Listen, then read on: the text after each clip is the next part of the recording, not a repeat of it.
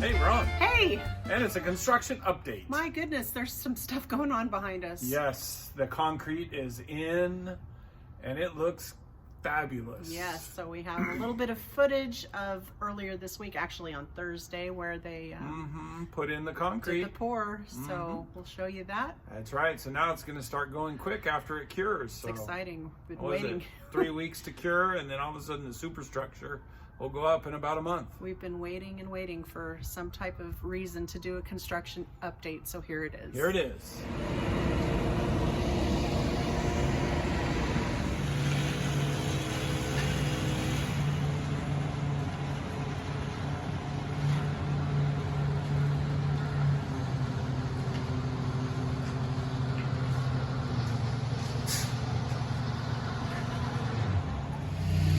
So LJ, what do you think of this construction project I here? mean, that guy got the job right there. If you I can know. see him riding the little fan boat. But Yeah, it's I thought kinda cool. It was pretty impressive, honestly, to watch him work. Yeah. 17 trucks gone already. Handled it. That was a big lineup there this morning, all those And they cement got it trucks. done. They did it done. They did.